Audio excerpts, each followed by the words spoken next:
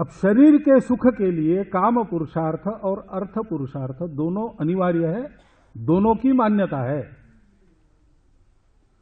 परंतु दुनिया का यह भी अनुभव है कि ऐसा पुरुषार्थ करने के बाद भी इसके ऊपर उठना पड़ता है, इससे अलग होना पड़ता है, नहीं तो समाधान कभी नहीं मिलता।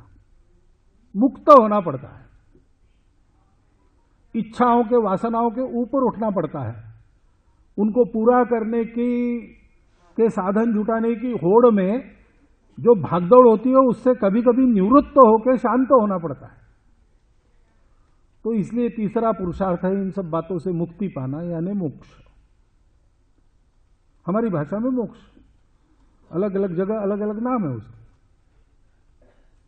इन तीन बातों को सारी दुनिया जानती है, सारी दुनिया में इन तीनों बातों की मान्यता है। हमारे यहां भी, हमारी परंपरा में इन तीनों बातों की मान्यता है। लेकिन बात है कि ये एक साथ चलते हुए कभी दिखाई नहीं देते।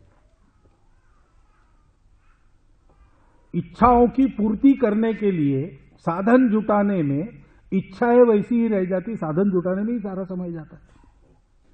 तो अर्थ और काम एक साथ नहीं हो सकते, और अपनी इच्छाएं तृप्त करने में लग जाओ तो ये अर्थ पुरुषार्थ के उद्योग के काम सब रह जाते हैं। सोए रहे, सोने की इच्छा होती ही है और युवा आयु में ज्यादा होती है। सोते रह गए, परीक्षा फेल हो गए।